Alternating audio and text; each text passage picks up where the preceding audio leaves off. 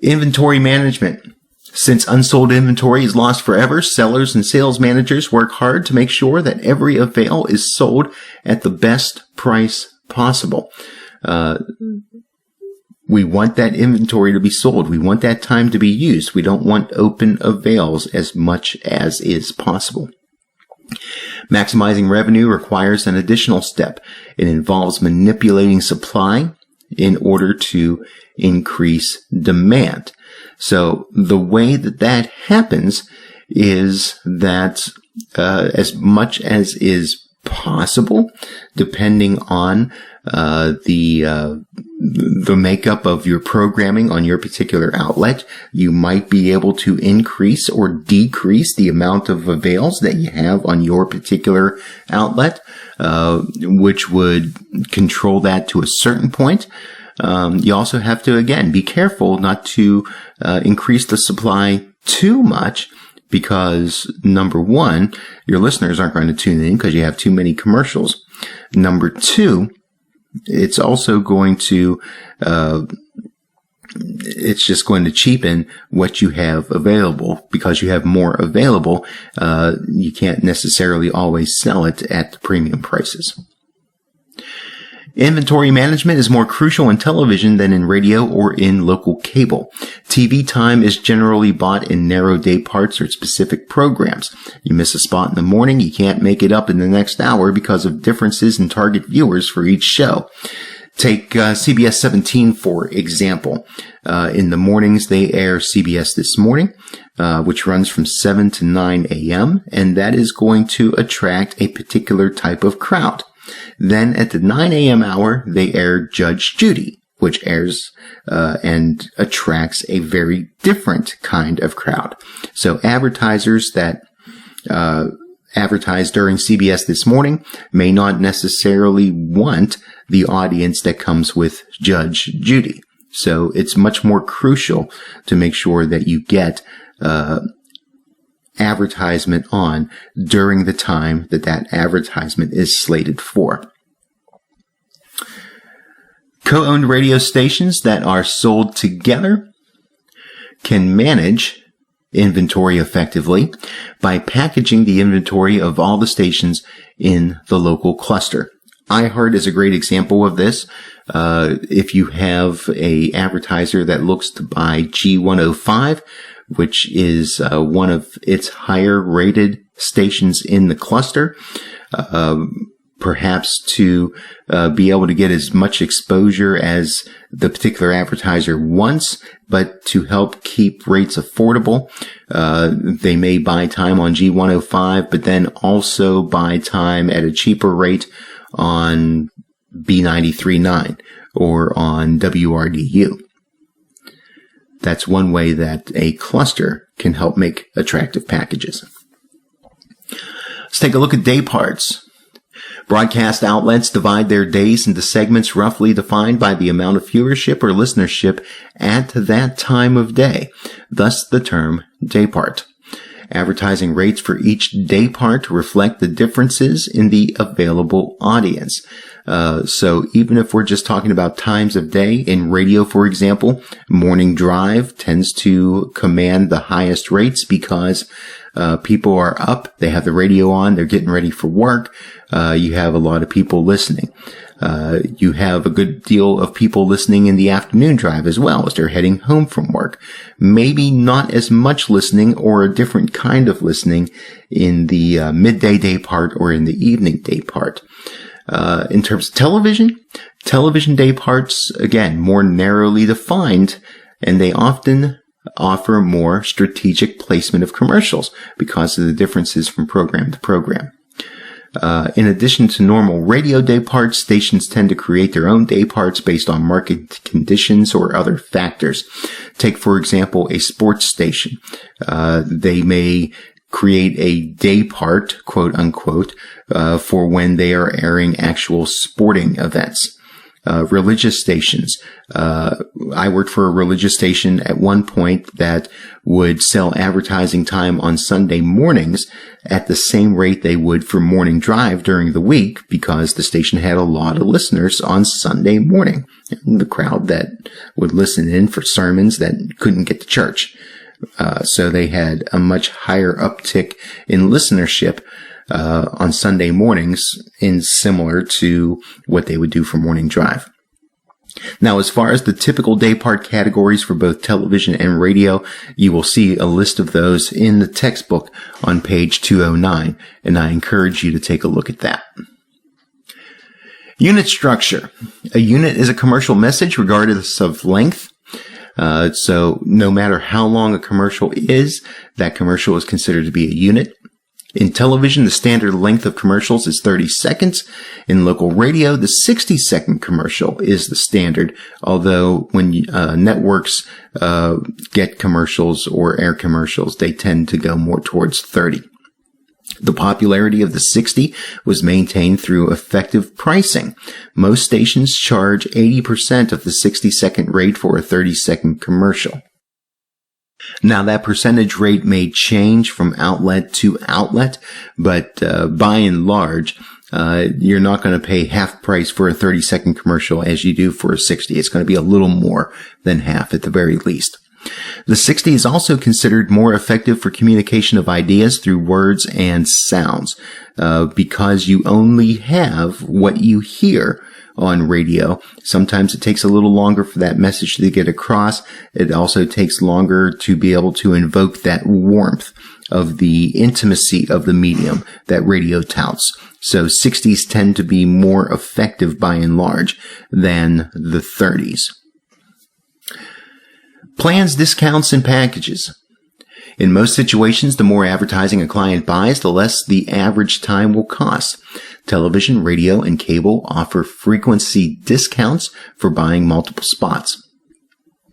For advertisers with limited funds, these two pretty much mean the same thing. There's a little bit of a difference here. Run of schedule, ROS plans, or best time available, BTA plans, makes sense. The major difference is that best time available has the connotation that the schedule is going to look at the times that are more optimum for a particular advertiser, and if those optimum times are available, then the advertiser will get those particular times. Run of schedule doesn't necessarily take that into consideration. It'll pretty much just be whenever they can get the programming to run within basically the main part of the broadcast day. And depending on the outlet, those times can change, perhaps either 5 p.m. to midnight or 6 a.m. to 7 p.m. Or in television, it may be basically any time during the broadcast day. The advantage of either plan to the advertisers is that rates are extremely low. However, the disadvantage is that there is no guarantee of the time that the messages might run. With both ROS and BTA, it's basically any time that is allowable within the parameters that are set. If it is within a certain large time period or any time during the broadcast day, however that is defined, those spots could air within any of those particular times far and wide. Most advertisers buy packages. A custom plan that they create with their sales representative, or a plan developed by the outlet to maximize both exposure and revenue. Packages that rotate commercials through various programs or dayparts are very effective for advertisers who want to hit a variety of audiences. So if you have a message that you don't necessarily want to target just one demographic, you want to be able to hit different people at different times, you may do something like this. In television, it's called a scatter plan because the spots are scattered throughout various shows. In radio, the same idea is called the total audience package. The rate for the total audience package commercial is the average for all the day parts that it rotates through, so it's cost effective. So in that way, it's kind of similar to best time available or run of schedule, where it would be an average cost of all of those different day parts, with the main difference being that there is going to be better targeting in terms of certain spots will run within certain time periods, and then other ones are certain to run within other time periods. Any combination makes a good package. Targeting demographics is a typical approach, kind of like what we just talked about. If you're trying to reach different groups, then those different package ideas may be attractive to potential advertisers. Terms and conditions. Policies are set according to the revenue objectives set out by management. However, there are two exceptions to this. One is children's television programming. There is a commercial time limit on children's TV programming of 12 minutes on weekdays per hour and 10.5 minutes per hour on weekends. Political candidates running for federal office have specific rights of access regardless of commercial limits imposed by broadcasters. They are also charged the lowest unit rate used by the station during the 45 days before a primary and 60 days before a general election. So you will note that during election years, stations are very conscious about giving away free spots and significantly lower rate spots, because when it comes time for the election cycle, whatever that lowest unit rate was before the primary, well, that's what they have to sell advertising to the politicians at. And while political advertising can be a boost to some stations, it's also done at great cost, not just financially, where that they don't get as much money as they could from other clients, but it also, by and large, will be rather disappointing for listeners and viewers that have to sit through that political advertising, whether you like the candidates or not. A typical rate card includes the following information: a brief policy statement concerning terms of payment and commissions, a statement about acceptable content for the commercial messages. There are some media outlets that have policies on what can be advertised or how it can be advertised. Information about discount policies in effect, guarantees for rate protection or the lack of rate protection, and then any policies on cancellation of the contract. Most rate cards provide clients with a protected rate for a designated period of time. So if a proposal for a schedule is given to a client, that proposal will usually be good for a certain amount of time, generally 7 days, 10 days, 2 weeks, that a client can sit and decide whether they want to make that buy or not. Some conditions are violated or ignored by both parties to the contract, and that's accepted as standard practice. Radio stations especially will often turn a blind eye to cancellation policies, opting instead to protect radio's image as flexible and responsive. However, on television stations, they're not generally going to be as flexible with things like that. Some other possible policies may include product protection. Some outlets will not run spots back to back for competing products. Some will not run competing messages in the same commercial break as competing product messages. Especially in radio, at smaller stations in particular, they will offer product protection that you won't hear 2 car dealerships in the same break or 2 heating and air conditioning clients in the same break. That tends to be a policy, again, especially at smaller radio stations. Product acceptance. Some outlets will not run certain commercials based on content. One of the greatest examples out there is Bonneville Broadcasting, which has a lot of stations out in the western part of the United States. Bonneville is actually run by a lot of people that are associated with the Mormon Church. And at least as last check, Bonneville does not accept advertising for alcohol. So there's something there. But many stations will also have policies concerning how they deal with more adult content, or if there's certain products that they won't advertise, or certain ways that they're willing to advertise or not advertise a product in terms of whether it'll fit their particular format or not.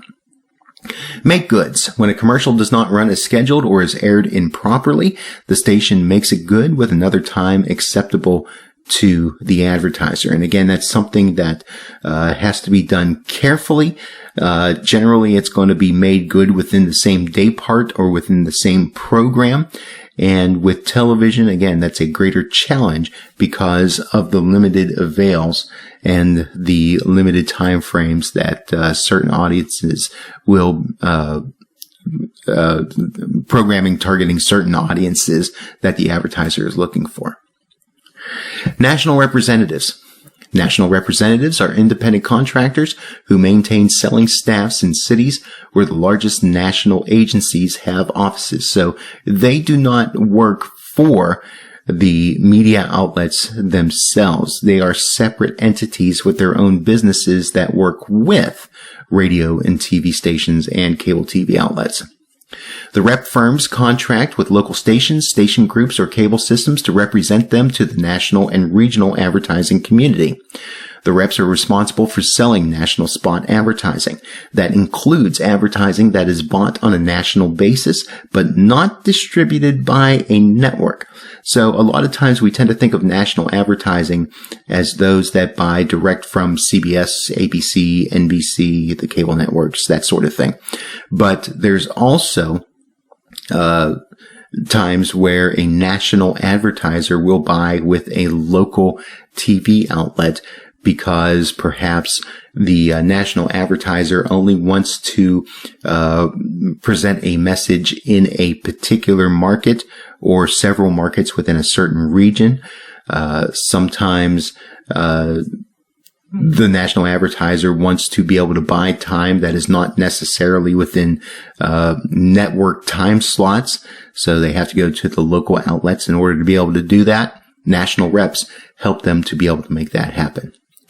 National spot advertising allows a national or regional advertiser to play schedules in a specific region of the country. Now, here's how it works. Rep sales are billed by the station to the agency, which deducts its 15% commission, and from the balance, the station pays a rep its commission. Now, in terms of the importance of national and regional sales, many times they will account for as much as 20% of a radio station's sales revenues and up to 75% of the revenues of a television station. So the national market is a big business for local media outlets. Radio stations rely on their rep firms for analyses of ratings for their market and for the national overview. So national reps will provide information concerning how their particular format is doing in other markets, for example, how well certain songs are playing, if it's a more program-based station, like a talk station or a sports talk or something like that, how well national shows are doing throughout the country. National reps provide that information. For TV stations, the rep maintains a program department so that its clients receive information about new network programming, syndication, barter, specials, and pilots in production or in the planning stages. So for TV, national reps don't just help them with advertising, but they will also help in selecting programming that will attract advertisers. So the different production companies that produce programs for syndication have pretty good relationships with national reps as well. And you'll talk more about that when you take the broadcast programming class. Because they collect so much information, reps offer another key service to sellers, and that is advice, including sales strategy, sales training, and development of rate cards. They also provide materials for presentation and sales promotion. And again, they're working with stations all over the country and are able to see what's happening market to market to market. And sometimes the advice can be very valuable, especially if they're working in markets that are very similar to the market of your particular media outlet. The rep seller's job is primarily to reach the buyer's request for avails and to get the highest percentage possible of advertising dollars. Now, one thing that to keep in mind, small markets are at a disadvantage in national spot sales because a disproportionate share of national dollars goes to the top 25 markets. And that's just kind of a reality, where the national advertisers are trying to get as many viewers, as many listeners as they possibly can. And it's a lot easier to do that by going to the largest population centers.